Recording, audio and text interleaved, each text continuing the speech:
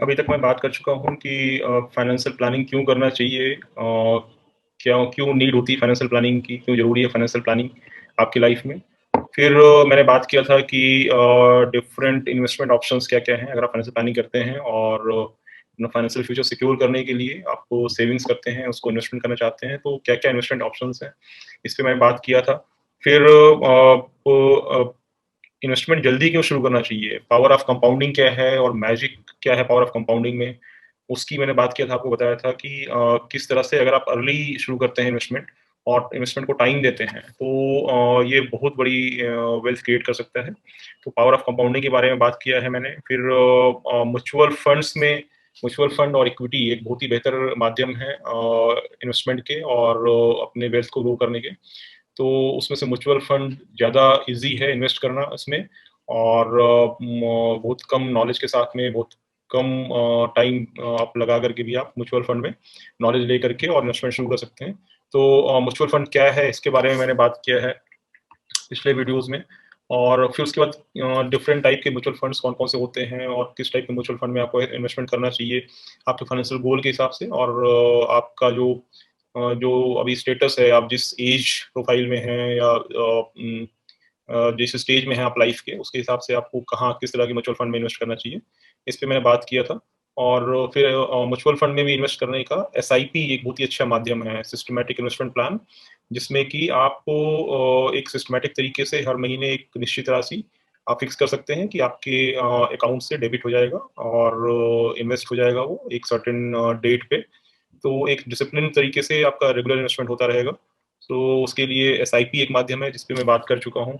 और फिर उसके बाद मैंने बात किया है अगले वीडियो में कि म्यूचुअल फंड में इन्वेस्टमेंट किस तरह से करें। आपने जान लिया कि प्लानिंग करनी है, फाइनेंशियल प्लानिंग करनी है, सेविंग करना है, इन्वेस्टमेंट करना है, कहाँ इन्वेस्टमेंट करना है और म्यूचुअल फंड में कौन-कौन से किस-किस तरह के फंड हैं, जिसमें इन्वेस्टमेंट कर सकते हैं, कैसे करना है म्यूचुअल फंड में इन्वेस्टमेंट और फिर माध्यम क्या है इन्वेस्टमेंट करने का म्यूचुअल फंड में।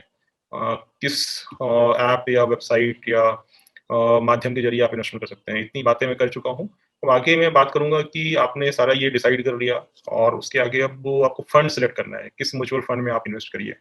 तो कैसे फंड सेलेक्ट करना है उसके बारे में आज थोड़ा-सा बात करूँगा मैं। तो मैं अपने फ़ेवरेट ऐप पे जाऊँगा जो कि मैं पाता हूँ कि बड़ा यूज़र फ्रेंडली है और ईटी मनी करके है और ये टाइम्स ग्रुप का है, economic times, times of India. तो इस पे आप रिलाई भी कर सकते हैं, रेप्यूटेड ग्रुप से जुड़ा हुआ है, रेप्यूटेड फर्म है इंडिया की। इसमें मैं आपको दिखाता हूँ किस तरह से आपको फंड सिलेक्ट कर सकते हैं। इसमें मैं थोड़ा बहुत तो बता चुका हूँ पहले भी आपको, लेकिन आज मैं थोड़ा और डिटेल में बताऊँगा कि किस तरह से आप फंड्स अपने सिलेक्ट कर सकते हैं इन्वेस्टमेंट के लिए। तो यहाँ पे आप जैसे देख सकते हैं कि अगर हम फाइंड फंड से पहले आप जाइए, फाइंड फंड्स और यहाँ पे अब आपको सेलेक्ट करना है कि इक्विटी फंड में जाना है, डेब्ट फंड में इन्वेस्टमेंट करना है या हाइब्रिड फंड में करना है। इक्विटी फंड में कब करना है? जब आपको हाई ग्रोथ चाहिए, हाई रिस्क, हाई ग्रोथ और लॉन्ग टर्म की अगर आप लिए इन्वेस्ट कर रहे हैं तो इक्विटी फंड में ही जाना बेहतर है, क्योंकि आपको बहुत अच्छा रिटर्न मिलता है और लंबे टाइम में अगर 5-10 साल, 15 साल, 20 साल की अगर इन्वेस्टमेंट करते हैं आप, तो बहुत सारा आपको पैसा रिटर्न मिल सकता है। और डेब्ट फंड आप कब चूज़ करेंगे? जब आपको शॉर्ट टाइम के लिए, 1 साल के लिए या उससे कम के लिए या मे बी मैक्सिमम 2 साल, 3 साल के लिए इन्वेस्टमेंट करना है, तो आप डेब्ट फंड को चूज़ करेंगे, ताकि आपका बाई चांस अगर इस पीरियड में अगर मार्केट डाउन जाता है, मार्केट में स्लम्प आता है, तो ऐसा ना हो कि आपको लॉस में सेल करना पड़े। आपको पैसे की ज़रूरत हो और आपको लॉस करके सेल करना पड़े, आपको मजबूरी हो जाए। तो इसलिए सेफ साइड में आप डेब्ट डेब्ट में इन्वेस्टमेंट करेंगे और हाइब्रिड फंड में इन्वेस्टमेंट करना है अगर आपको अगर आप थोड़ा-सा अगर ज़्यादा एज प्रोफाइल के हैं और थोड़ा-सा सेफ प्ले करना चाहते हैं, कि आप थोड़ा रिस्क लेना चाहते हैं, लेकिन बहुत बड़ा रिस्क नहीं लेना चाहते हैं, बड़ा रिस्क नहीं लेना चाहते हैं, तो आप हाइब्रिड फंड में जा सकते हैं, जहाँ पे कि आपको इक्विटी में भी थोड़ा इन्वेस्टमेंट होगा और थोड़ा डेब्ट में भी होगा, तो बैलेंसिंग एक रहेगी। रिस्क और रिटर्न की बैलेंसिंग रहेगी। तो हाइब्रिड फंड में आप जा सकते हैं। हाइब्रिड में भी जैसे इसमें दिखा रहा है एग्रेसिव हाइब्रिड, वो उसमें भी अगर थोड़ा-सा ज़्यादा रिस्क वाला अगर आप चाहिए, जिसमें ज़्यादा ग्रोथ हो, तो उसमें जा सकते हैं। फिर बैलेंस हाइब्रिड है और इक्विटी सेविंग्स है और इस तरह से आप कंजर्वेटिव हाइब्रिड है, जहाँ पे कि ज़्यादा ये डेब्ट की तरफ जाएगा, इक्विटी में थोड़ा ही इन्वेस्टमेंट करेगा। और डायनामिक एलोकेशन है, डायनामिक एसेट एलोकेशन, जिसमें कि जो फंड मैनेजर है वो अपने हिसाब से उसको सिचुएशन के हिसाब से कम ज़्यादा करता रहेगा इक्विटी और डेब्ट में इन्वेस्टमेंट, और एक डायनामिक तरीके से उसको बैलेंसिंग करता रहेगा। तो आपको इसी तरह से डेप्थ में भी आपको अलग अलग ऑप्शंस हैं, ओवरनाइट है, लिक्विड है, अल्ट्रा शॉर्ट ड्यूरेशन है, लो ड्यूरेशन है, मनी मार्केट है, और भी इसके अलावा ऑप्शंस हैं। आप व्यू वॉल में जाकर के देख सकते हैं सारे ऑप्शंस। तो इस तरह से आपको सिलेक्ट कर सकते हैं। और इक्विटी में आप जाएंगे तो यहाँ पे आपको पोर्टफोलियो के हिसाब से किस तरह के शेयर्स उस म्यूचुअल फंड के पोर्टफोलियो में है, उसके हिसाब से large cap, mid cap, then अगर टैक्स हेवन या ईएलएसएस है, फिर उसके बाद इंटरनेशनल फंड्स में आप कर सकते हैं, और मल्टी कैप, और इसके अलावा भी ऑप्शंस हैं, फोकस्ड फंड्स में आप कर सकते हैं। इसी तरह से small cap, large and mid cap, large cap. आपको फिर उसके बाद सेक्टोरल हैं या थीम बेस्ड फंड्स हैं कि पीएसयू में इन्वेस्टमेंट करना है केवल, तो थीमेटिक पीएसयू है। फिर उसके बाद एमएनसी का है, केवल एमएनसी में इन्वेस्टमेंट करेगा ये, और डिविडेंड यील्ड है, फिर सेक्टोरल टेक्नोलॉजी है। तो इस तरह से ढेर सारे ऑप्शंस हैं। तो सपोज करिए आप इक्विटी फंड में इन्वेस्टमेंट करना चाहते हैं, तो सपोज करिए आप लार्ज कैप फंड में आपको इन्वेस्टमेंट करना चाहते हैं, तो आप चूज करिए। तो यहाँ पे लार्ज कैप फंड्स जो भी हैं वो आपको दिखाएंगे। और इसमें चूज कैसे करें आपकी किस में इन्वेस्टमेंट करना चाहिए, तो आपको एस आई पी यहाँ पे दिखा रहा है। एस आई पी के बजाय आपको बेटर होगा वन टाइम इन्वेस्टमेंट में आप डालिए। वन टाइम में आप देखिए कि कितना रिटर्न आ रहा है। और फिर उसके बाद आपको यहाँ पे 1 ईयर में परफॉर्मेंस आ रहा है, 6 मंथ्स में आ रहा है, 3 मंथ्स में आ रहा है, 1 मंथ में आ रहा है। तो आप यहाँ पे देखिए कि पिछले 3 महीने में कौन सा फंड ज्यादा अच्छा परफॉर्म कर रहा है। तो यहाँ देख सकते हैं आईसीआईसी पोटेंशियल भारत 22 एफओएफ है, और एफओएफ है फंड ऑफ फंड, जो कि एक फंड है जो कि ये अलग तरह का फंड है, फंड ऑफ फंड, जो कि दूसरे म्यूचुअल फंड्स में इन्वेस्ट करता है। तो जैसे Franklin India blue chip fund है, 59% रिटर्न दिखा रहा है। कितने परसेंट का रिटर्न है? 59.23% का रिटर्न है इसमें। डीएसपी इक्विटी निफ्टी 50 फंड है, 52.55% रिटर्न है। आप 3 मंथ्स में देखिए, 6 मंथ्स में देखिए कौन सा फंड अच्छा चल रहा है, और फिर 1 ईयर में देखिए आप कौन सा अच्छा चल रहा है। तो जो फंड आपका लगातार कंसिस्टेंटली अच्छा परफॉर्म कर रहा है उसमें इन्वेस्ट करना हमेशा अच्छा होता है। और बहुत लंबा आपको नहीं देखना है, 5 साल या 10 साल नहीं देखना है। 10 साल में हो सकता है आपका कोई फंड बहुत अच्छा परफॉर्म कर रहा हो, लेकिन अभी उसका परफॉर्मेंस लगता है बहुत अच्छा ना चल रहा हो। तो आप 10 साल के उसमें मत जाइए, आप 5 इयर्स तक मैक्सिमम देख सकते हैं। 5 इयर्स भी केवल इसलिए देखिए कि कंसिस्टेंसी कैसी है और लॉन्ग टर्म में ये कैसा परफॉर्म किया है इसने। बट जरूरी नहीं कि 5 साल में अगर अच्छा परफॉर्म किया है तो पिछले 1 साल में उसका परफॉर्मेंस अच्छा हो। तो बेटर होगा हम 1 साल और 3 साल का देखें, या 6 महीने का देखें। आप 1 साल में देखिए तो सबसे अच्छा परफॉर्म कर रहा है आपका डीएसपी इक्वल निफ्टी 50 फंड है, और ऐसे ही Franklin India blue chip fund है। अब इसकी रेटिंग आप देख सकते हैं, और रेटिंग कितनी है, कंसिस्टेंसी यहाँ पे दिखा रहा है आपका। आप देख सकते हैं ग्रीन कलर से डॉटेड उसमें। और कंसिस्टेंसी किसी की 4 है, किसी की 3 है। अगर ये आप इसमें देखें तो जैसे इस fund Kotak blue chip fund है, इसमें दिखा रहा है कंसिस्टेंसी 4 है, कंसिस्टेंसी रेटिंग इसकी। तो आप इसको खोल के देख सकते हैं। आप टच करते ही खुल जाएगा इसमें। ये अभी मंथली एसआईपी के बजाय आप वन टाइम देखिए कैसा परफॉर्म कर रहा है ये। तो वन टाइम में 5 इयर्स का परफॉर्मेंस इसका 15.2% पर एनम का रहा है, और 3 इयर्स में आप देखिए तो 14.74% रहा है पर एनम, और 1 ईयर में अगर आप देखिए तो इसका 70.16% रहा है। क्योंकि मार्केट काफी डिप हुआ था पिछले 1 साल पहले और कोरोना के कारण, तो इसलिए 1 साल में परफॉर्मेंस बहुत अच्छा आ रहा है। बट तो आप बेटर होगा यहाँ पे, चूंकि 1 साल का परफॉर्मेंस थोड़ा सा एबनॉर्मल है और कोरोना के कारण, तो आपको 3 इयर्स परफॉर्मेंस देखिए आप। 3 इयर्स में भी इसने 14.74% दिया है। और इसको हम कंपेयर कर सकते हैं बाकी ये स्कीम का डिटेल दिखा रहा है, और ईटी मनी कोई कमीशन नहीं लेता है, 0 कमीशन है। और एक्सपेंस रेशियो इसका 0.92% है। असेट अंडर मैनेजमेंट 2,207 करोड़ है। और एग्जिट लोड 1% है। अगर आप 1 साल के अंदर अगर आपको विड्रॉ करते हैं तो 1% चार्ज लगेगा। और कितने साल में डबल हुआ ये भी दिखा रहा है, लास्ट डबल इन 4 साल 10 महीने। तो रेट ऑफ रिटर्न के हिसाब से इसने कितने साल में डबल हुआ है इसमें पैसा, ये भी दिखा रहा है। और कोई लॉक इन नहीं है इसमें, क्योंकि ये टैक्स सेवर फंड नहीं है, कोई लॉक इन नहीं है। और बेंचमार्क निफ्टी 50 को कंसिडर किया है रिटर्न निकालने में, कंपेयर करने के लिए।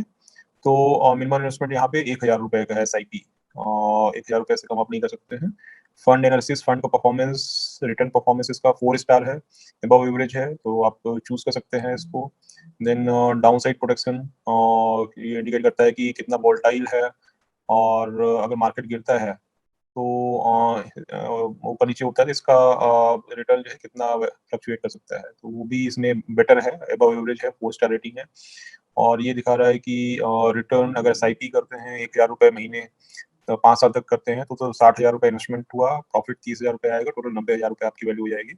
और यही अगर वन टाइम आप देख लें तो वन टाइम अगर 1,000 रुपए आपने 5 साल पहले इन्वेस्टमेंट किया था, तो अभी प्रॉफिट 1,000 रुपए उस पर आ जाएगा, तो आपका टोटल वैल्यू 2,028 रुपए दिखा रहे हैं। और नीचे आप आ जाइए तो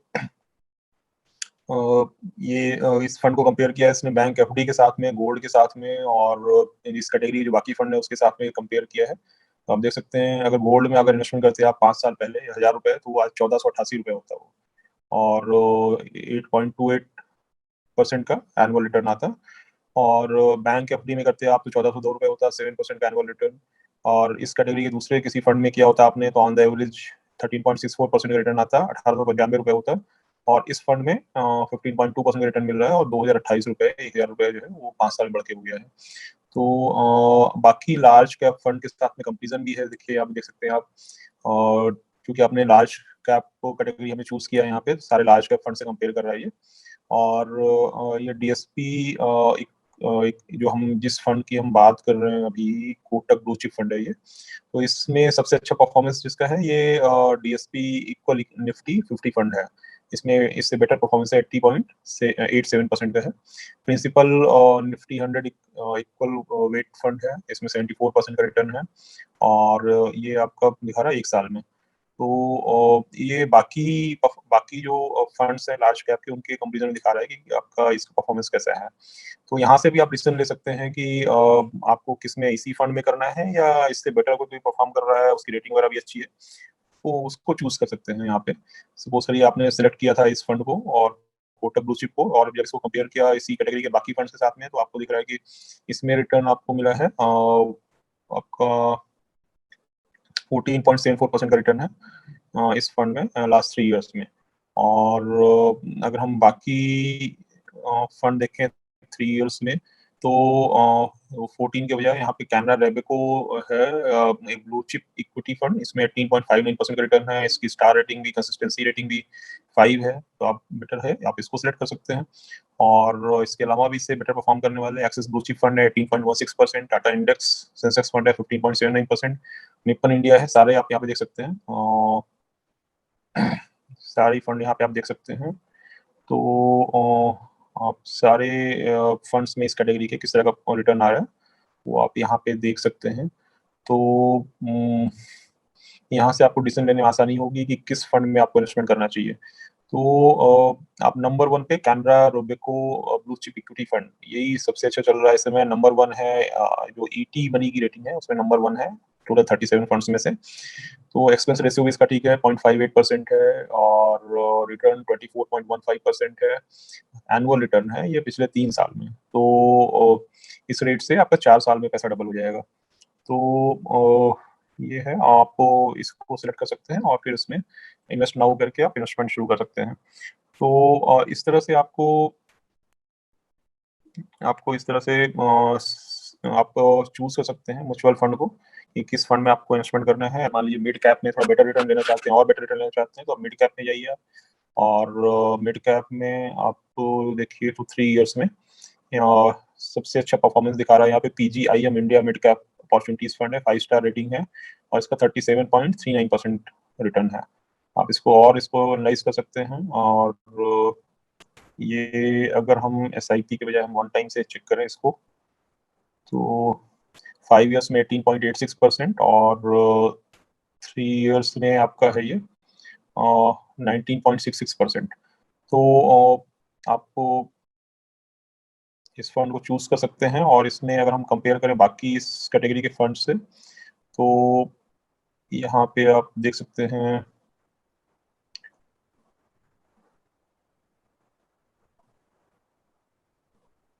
यहाँ पे PGIM India mid cap opportunities fund, ये सबसे अच्छा परफॉर्म कर रहा है। 109% का एक साल में रिटर्न है।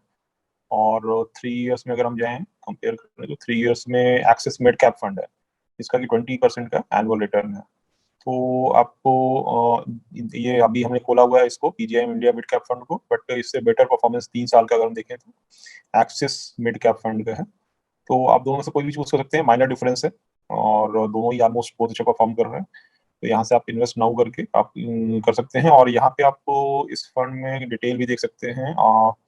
ये मंथली SIP है, वन टाइम अगर करते हैं हम, वन टाइम में 20.41% का रिटर्न है एक्सिस मिड कैप में। और बाकी सारा डिटेल यहाँ 9,757 करोड़ रुपए का फंड है, इसमें इन्वेस्टेड है, और काफी अच्छा अमाउंट है। और इसमें पैसा 3 साल 9 महीने में डबल हो रहा है, जो रिटर्न है उसके हिसाब से। और ये इसमें आप रिटर्न परफॉर्मेंस देख सकते हैं, बहुत अच्छा है, हाई है, और डाउन साइड प्रोटेक्शन भी अच्छा है, हाई है। तो रिकमेंडेड फंड है ये। और अब कंपेयर यहाँ पे सेम इसने किया है, गोल्ड से कंपेयर किया है, और बैंक एफडी से कंपेयर किया है, और इस फंड में अगर कितना इन्वेस्टमेंट करते हैं कितना आता है इन्वेस्टमेंट, सॉरी रिटर्न, वो भी इसने दिखाया हुआ है। और फिर उसके बाद हम यहाँ पे इस फंड ने कहाँ इन्वेस्टमेंट किया है, ये भी, इसकी होल्डिंग्स कहाँ कहाँ पे है, ये भी आप देख सकते हैं यहाँ पे। तो ये कोरोमंडलम इन्वेस्टमेंट एंड फाइनेंस कंपनी है, उसमें इन्वेस्टमेंट कर रखा है, और सब परसेंटेज भी आना चाहिए। और फिर वोल्टास है, वोल्टास में 4.24% इन्वेस्ट कर रखा है पैसा।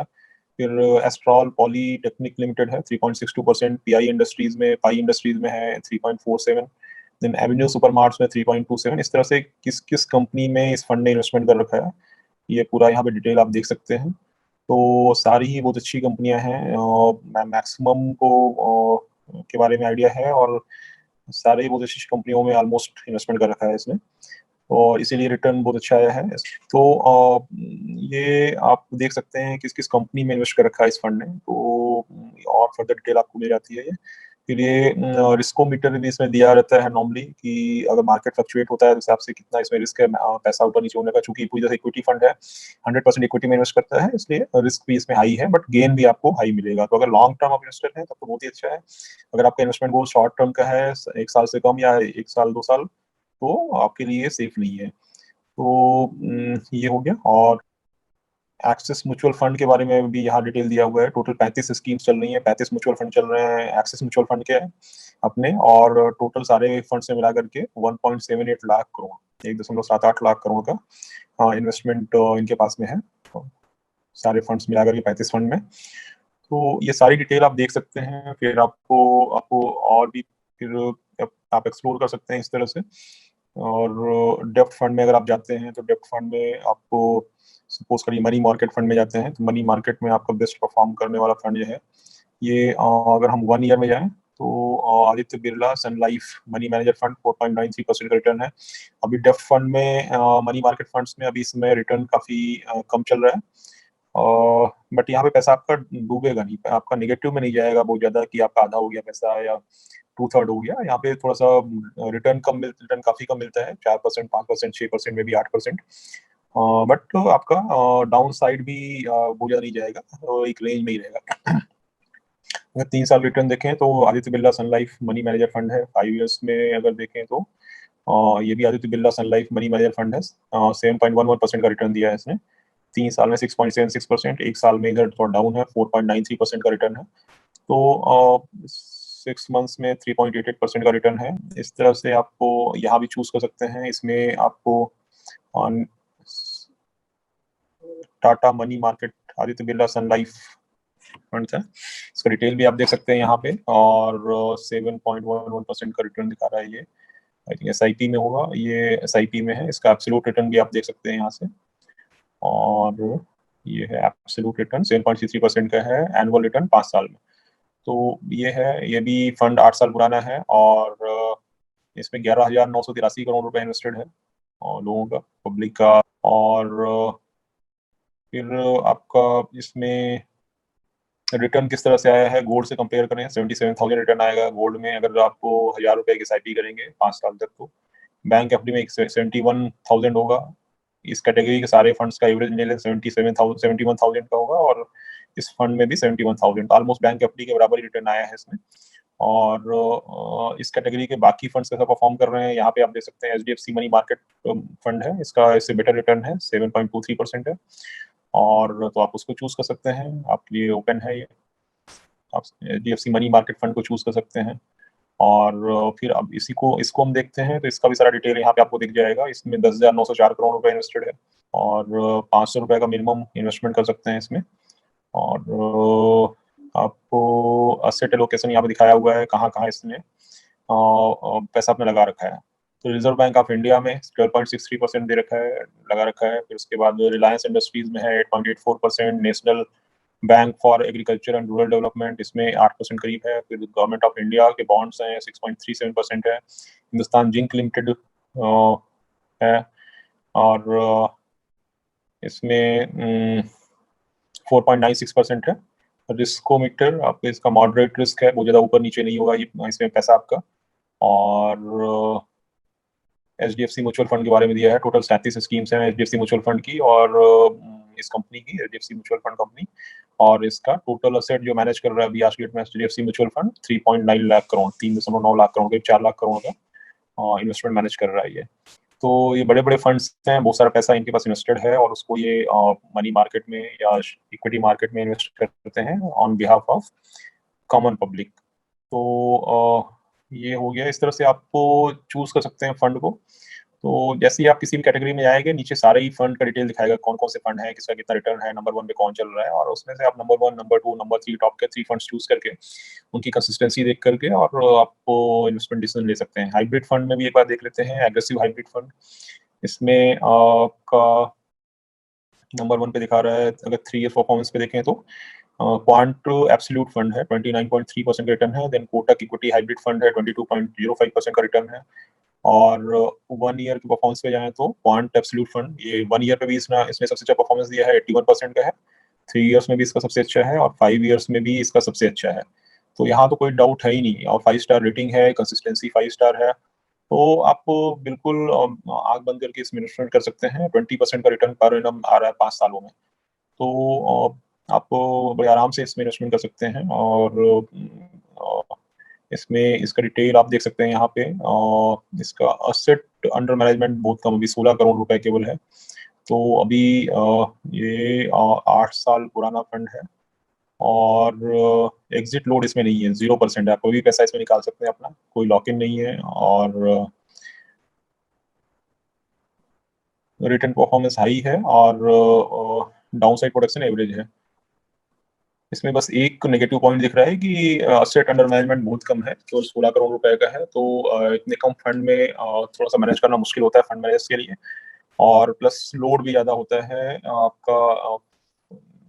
जो मैनेजमेंट फी है, एक्सपेंस रेशियो आप देख सकते हैं 2.38% एक्सपेंस रेशियो। तो थोड़ा सा इसमें ये एक नेगेटिव पॉइंट है, लेकिन फिर भी आप इन्वेस्ट कर सकते हैं। कोई फंड शुरू होता है, हालांकि इसको तो 8 साल हो गया, और फिर भी कम है। रीजन पता नहीं, बट क्वांट एब्सोल्यूट फंड में भी कि बहुत पॉपुलर नहीं हो लोगों के बीच में थोड़ा, इसलिए इसमें इन्वेस्टमेंट कम आ रहा है। तो आप डिसीजन ले सकते हैं, इन्वेस्ट कर सकते हैं, और अदरवाइज आपको दूसरा फंड फिर चूज कर सकते हैं। ये कैनरा रोबेको है, और कोटक इक्विटी हाइब्रिड फंड है, आप इनमें से कोई चूज कर सकते हैं। बट यहाँ भी लगाने में कोई दिक्कत नहीं है, आप क्वांट एब्सोल्यूट फंड में भी लगा सकते हैं, बट सारा पैसा नहीं लगाना है आपको, हमेशा डिस्ट्रीब्यूटेड रखना है, एक फंड में सारा पैसा नहीं लगाना है, बस ये ध्यान रखना है। तो इस तरह से आप फंड चूज कर सकते हैं अपनी, कौन सा फंड अच्छा चल रहा है, किसका बेस्ट परफॉर्मेंस है, और उसके बेस पे आप डिसीजन ले सकते हैं किस फंड में इन्वेस्टमेंट करना है।